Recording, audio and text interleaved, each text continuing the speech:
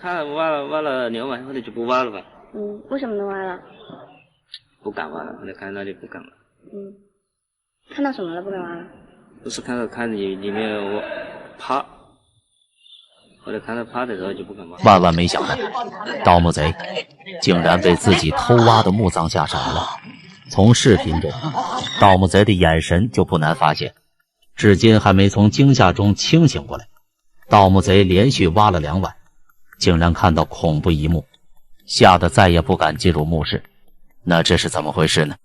都說道義有道，盜墓者經常要出入各種古墓，所見到的怪異現象也是別出心裁。然而這一次挖了2天，卻說以後再也不挖古墓了。那小伙到底在墓中看到了什麼？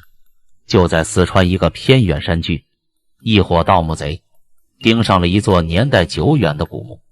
傳說古墓十分詭異，很多當地的盜墓賊都不敢輕易靠近。而這夥盜墓賊宣稱有祖傳的盜墓手法，沒有任何墓室自己進不去的。可當他們從表面土層挖到墓室的大门的时候，盜墓賊被眼前的景象給嚇傻了。只見墓室門前出現如此怪異的現象，實在詭異。墓室門前有2位老者衣冠楚楚，正悠然自得下着棋。當時2人就被這一幕嚇得魂不附體，四散而逃。更離奇的是，墓室內還有白蠟燭在燃燒。雖說藝高人膽大，但從來也沒見過這場面。要知道，這可是古墓千百年來的古墓，怎麼可能有蠟燭燃燒的可能？2人見狀也是立馬跪地求饒，嘴裡不停地念着饒恕自己的話語，邊磕頭邊求爺爺饒恕自己。原來有2個盜墓賊想要一夜暴富，竟然盯上了一個村子裡的古墓。據村民介紹，這個村子叫長壽村，村裡的老人一般都能活到90多，最長壽的有105歲的。就是這個長壽村裡有一個1000年古墓，但村民從來不會輕易靠近。傳說只要不驚動古墓，村裡才能安享太平。而當一位村民在尋找丟失牲畜時，卻發現古墓附近有星星點點的亮光。因為古墓附近是村裡的祖墳，而現在又屬於盛夏，村民以為是鬼火，也就沒太注意。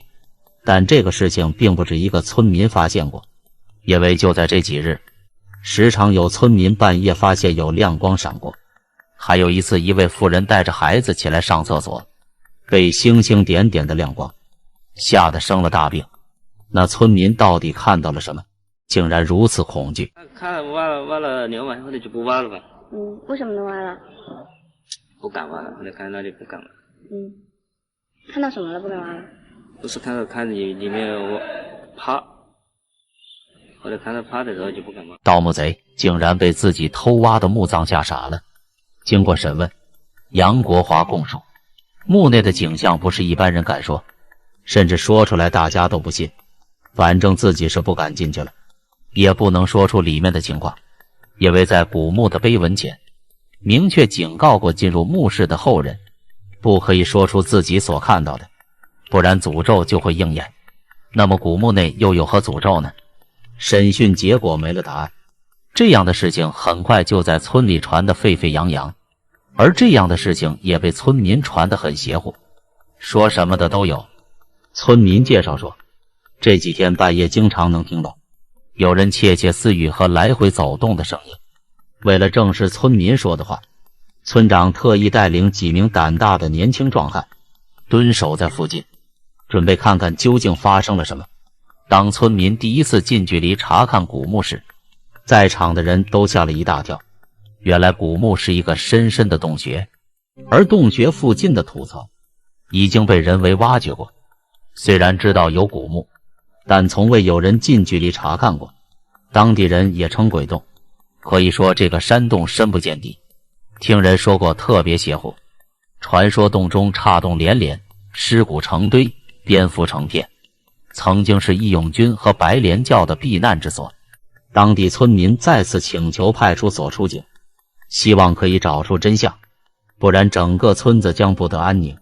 為了揭開真相，民警組織力量，帶好裝備，準備徹底進入山洞。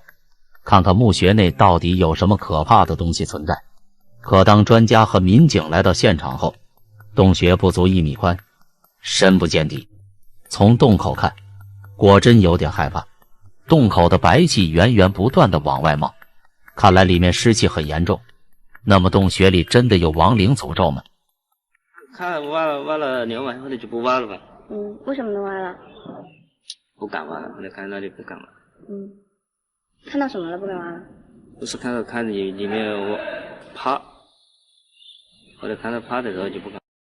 万万不敢相信，道行丰富的盗墓賊，竟然被墓葬内的景象吓得连滚带爬跑出洞穴。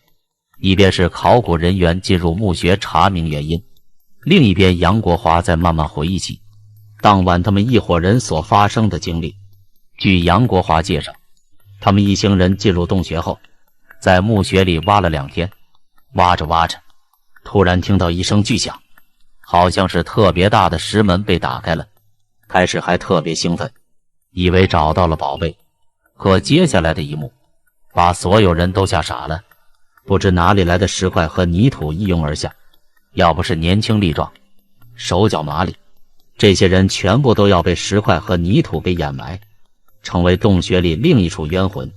考古專家和勘探人員介紹，古墓內並沒有什麼詛咒，而是這群盜墓賊挖了比較鬆軟的泥土，將上面的常年被積水浸泡的沙土震塌方了。經過考古人員的清理，在洞穴內真找到了一些白骨。經過鑑定，這些白骨已經有上百年，可能是當時傳說中那些白蓮教的受傷嚴重不治身亡所留下的。而楊國華所說的老人下棋和燃燒的白蠟燭，只是洞穴裡各種石頭所呈現的景象。畢竟在陰暗潮濕的洞內，道路濕滑和燈光昏暗，還有心裡膽怯內心的一種寫照。不過長壽村的村民的確都能活到比較大的年齡。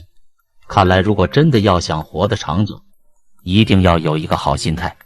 而長壽村的村民也是有所寄託，心無雜念才有保證健康的身體。而如今的他們發現古墓內並沒有什麼詛咒和忌諱的話，會更加健康的長壽下去。